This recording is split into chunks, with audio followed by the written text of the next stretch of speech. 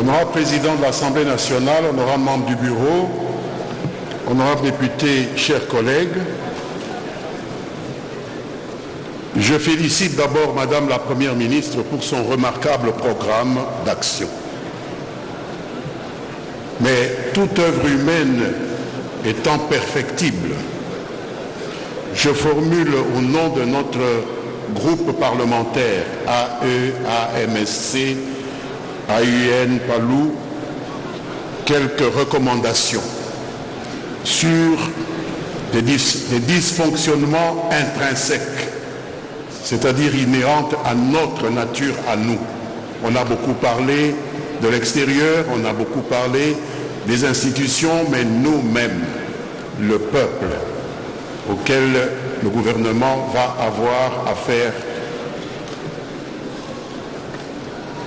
Il s'agit du pilier numéro 2 et du pilier numéro 5, renforcement de l'efficacité des services publics.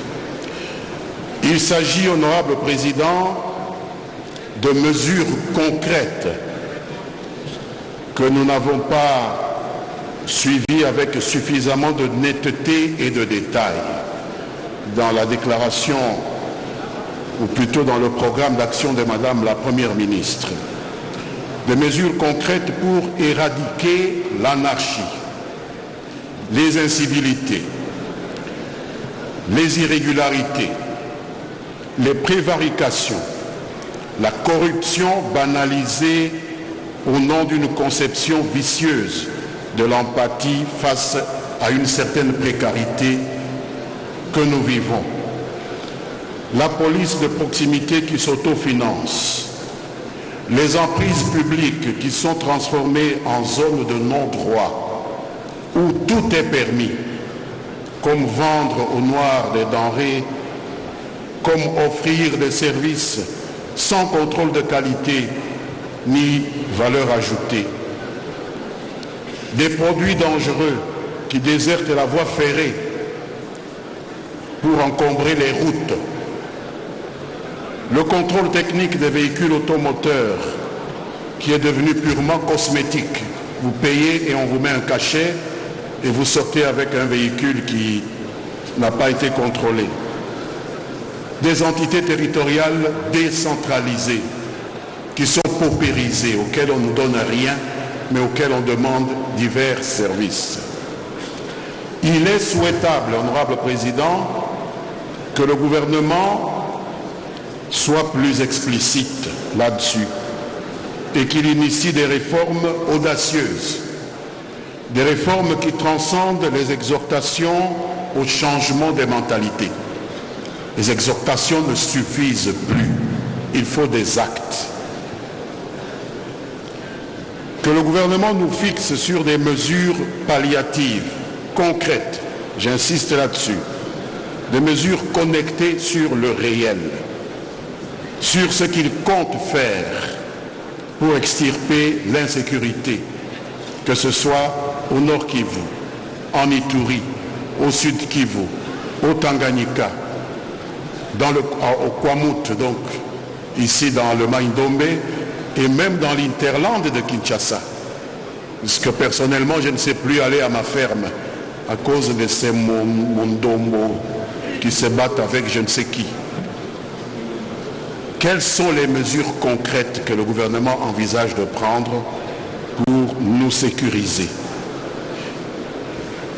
Des mesures pour extirper nos grandes agglomérations de l'insalubrité, circuler dans cette ville, circuler à Lubumbashi, qui était naguère une ville très coquette, circuler à Kisangani, une insalubrité indicible. Quelles sont les mesures? Je n'ai rien entendu et je m'inquiète un peu. Sur les ressources que l'on peut affecter à ce travail et les sanctions qui doivent accompagner cette action au cas où ces mesures ne seraient pas appliquées. Le gouvernement n'a pas parlé suffisamment là-dessus. Je sais qu'il faut beaucoup de moyens pour y arriver. Je sais que même 18 milliards de dollars par an n'y suffirait pas. Aussi, je propose, honorable président, que pour accroître les moyens financiers indispensables quant à ceux que le gouvernement pense à moduler des sanctions pénales encourues par les auteurs d'infractions avec des amendes pécuniaires. J'étais à Paris dernièrement et je me suis rendu compte en parcourant les statistiques de nos collègues en France que rien que la police de la France réalisait par an 12 milliards d'euros en amende transactionnelle. 12 milliards, c'est pratiquement notre budget ici. Qu'est-ce que la police congolaise réalise comme recette en amende qui pourrait être versée à la DGRAD ici? Il faudrait que le gouvernement nous dise comment il entend entreprendre des mesures, prendre des mesures pour que ces amendes pécuniaires soient payées obligatoirement dans des comptes de la DGRAD.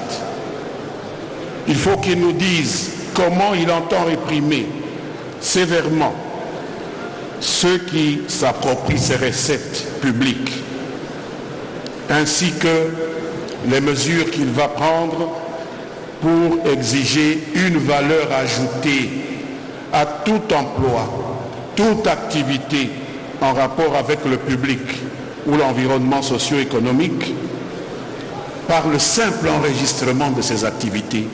On parle d'informel, mais il faut formaliser l'informel. Et quand on formalise l'informel, on paye une taxe. À qui? Au gouvernement, et ça accroît les recettes. Ainsi que le contrôle de l'autorité compétente. Honorable Président, lorsque j'aurais dit que venant de la cuvette centrale, cette partie de notre pays qui est aujourd'hui un véritable trou noir, qu'est la province du Sankourou, que j'étais fort inquiet sur la liste des aéroports dont Madame la Première ministre a parlé, pas un mot n'a été dit sur la seule porte d'entrée et de sortie de la province du Sankourou, qu'est l'aéroport de Lodja. J'ai senti quelques inquiétudes. Je souhaiterais qu'elle puisse nous rassurer quant à ce. Les mesures dont j'ai parlé ci-dessus, honorable Président, sont des mesures impopulaires. Elles sont simples, mais elles sont très impopulaires.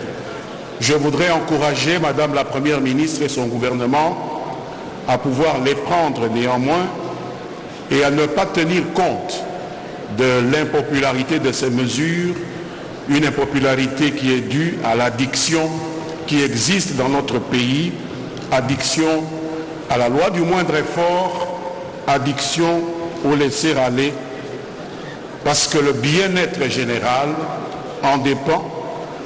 Et ceci dit, mon groupe soutient fermement, catégoriquement, le programme d'action qui nous a été présenté, moyennant ces ajustements dont je viens de parler, et je demande donc à tous nos collègues de pouvoir l'adopter et subséquemment procéder à l'investiture de ce gouvernement. Honorable Président, j'ai dit. Honorables membres du bureau de l'Assemblée nationale,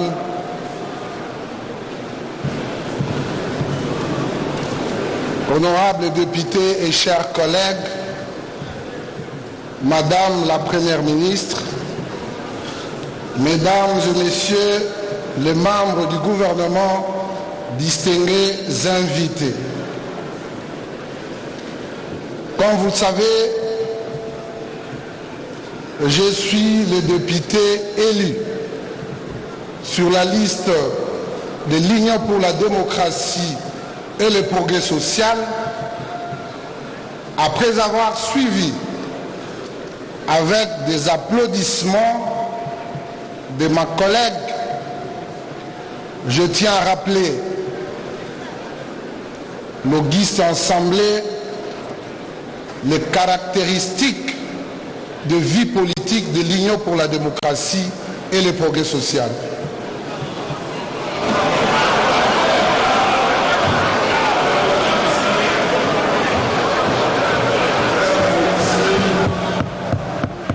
Vous êtes libre de donner votre opinion. Merci. Chaque député est protégé dans sa prise de parole dans cet hémicycle. Merci beaucoup, C'est Président. l'occasion de rappeler à tous les députés, vos immunités, c'est dans cette salle. Si vous allez vous battre là-bas à Bandal ou insulter quelqu'un, ça vous regarde. Mais Souffrez, chers collègues. Voilà. L'UDPS, c'est un parti qui prône la démocratie. N'oubliez pas que la majorité que nous avons est issue de cette grande famille que nous appelons l'Union sacrée. Et nous devons vous apaiser par rapport au dire du collègue sur l'émission ou les injonctions de son parti. Nous aimons notre Premier ministre, nous allons l'accompagner fidèlement et loyalement, et pour cela, je tiens personnellement aussi à rassurer la Premier ministre, notre Premier ministre, qui est ici de l'UDPS, et donc il n'y a personne qui peut venir nous donner des conseils contraires par rapport à ce qu'elle peut avoir besoin pour son accompagnement.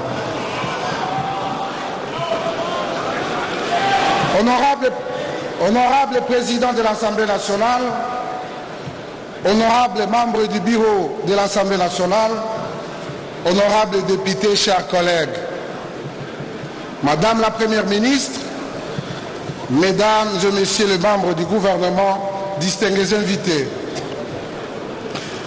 j'interviens du haut de cette tribune pour la première fois au cours de cette législature, tenant à féliciter de prime abord le gouvernement de la République pour sa promptitude dans la présentation de son programme de gouvernance, à la fois politique, social et sécuritaire dans un contexte politique majeur visant la stabilité des institutions issues des élections de décembre 2023. L'intérêt que suscite cet exercice réside à son caractère trilogique, à la fois technique, politique et social.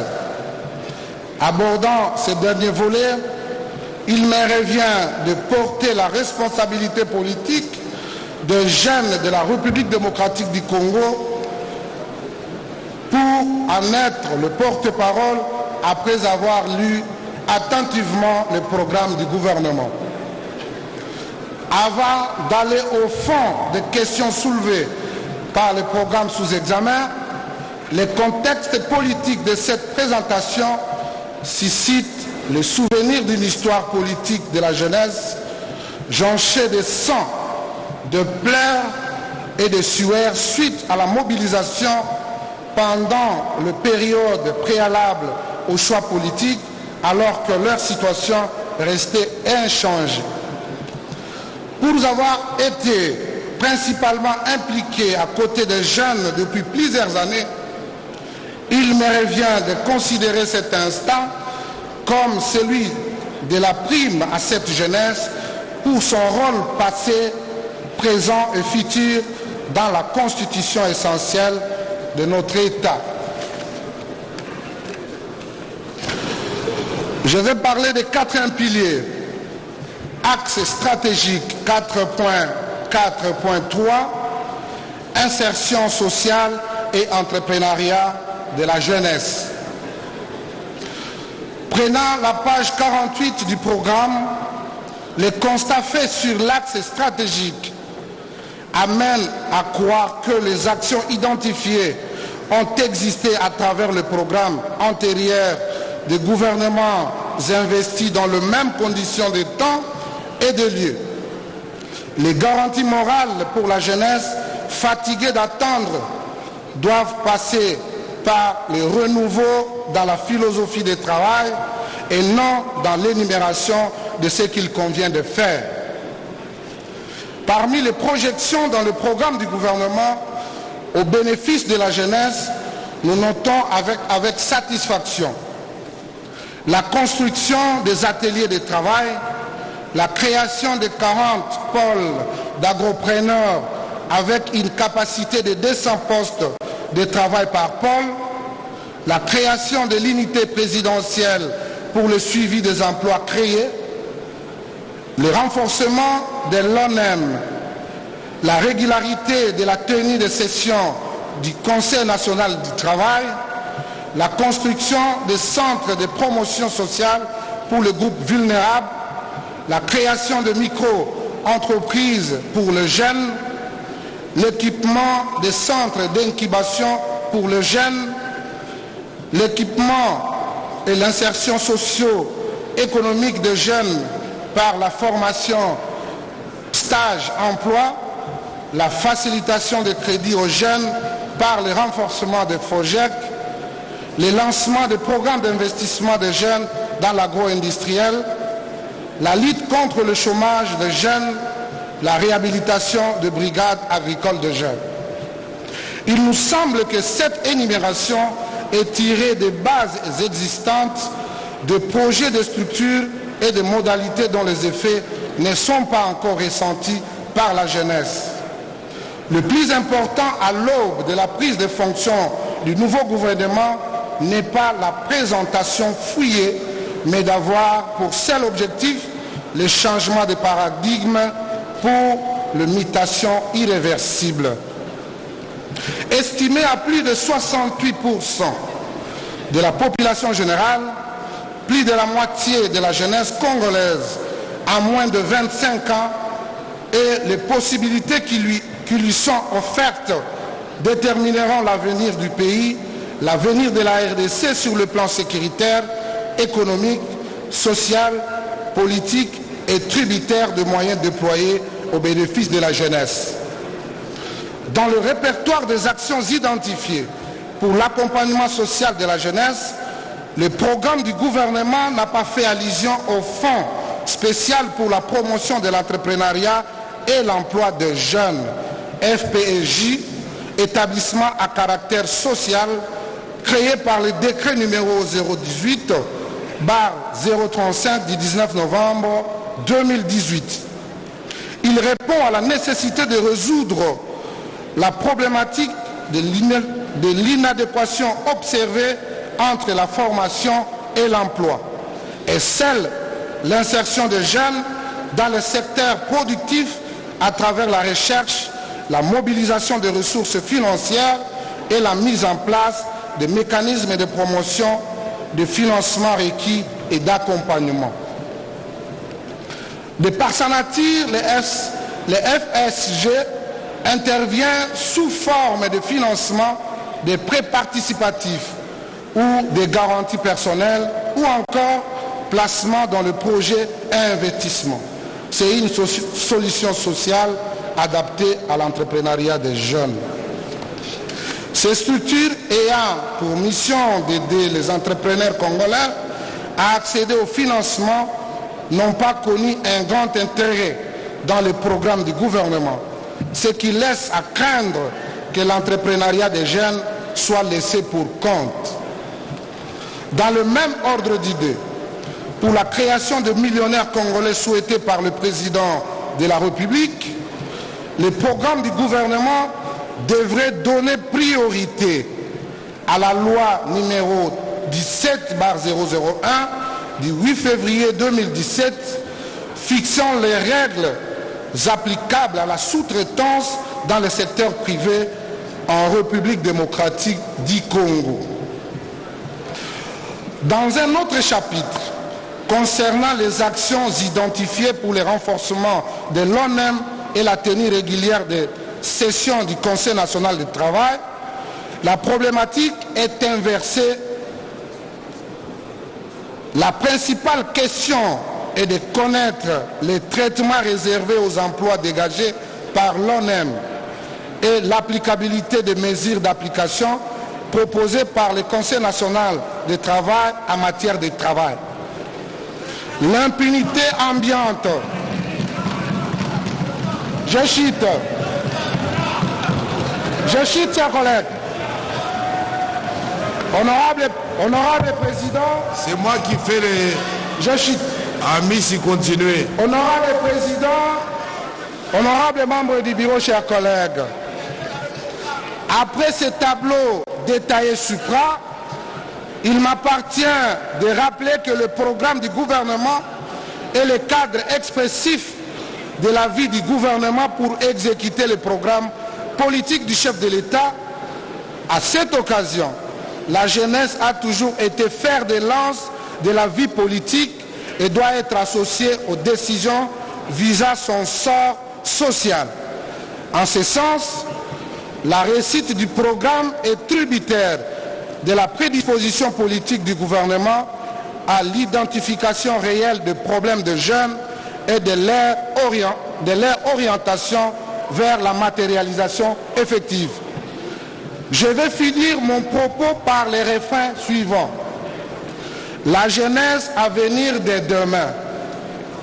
La jeunesse, la relève du futur. La jeunesse, c'est l'espoir. La jeunesse est la gardienne de la démocratie. Il est venu le temps de passer des slogans prometteurs à l'effectivité du rôle de la jeunesse. Ainsi, le gouvernement doit considérer que l'avenir de la jeunesse, c'est aujourd'hui et maintenant. Pour jouir de ses avantages sociaux, c'est pourquoi ce programme est un moment historique attendu, une étape essentielle dans la rupture, un vœu à réaliser ou une délivrance sociale de la jeunesse. Enfin, faisons les recommandations suivantes. Prendre en compte le bloc juridique mis en place à travers tous les textes précités pour l'épanouissement social de la jeunesse lors de ces mandats débutants. Renforcer la mise en œuvre de la loi sur le petit commerce interdit aux étrangers. Doter l'administration du travail des moyens, des contraintes pour la protection sociale de la main-d'œuvre.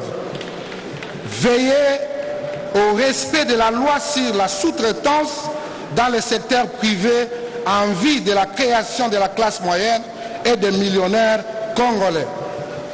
Telle est ma modeste contribution au débat de ce jour. Honorable Président de l'Assemblée nationale, honorables membres du bureau de l'Assemblée nationale, honorables députés, chers collègues, Madame la Première ministre, Mesdames et Messieurs les ministres du gouvernement, distingués invités, je vous remercie.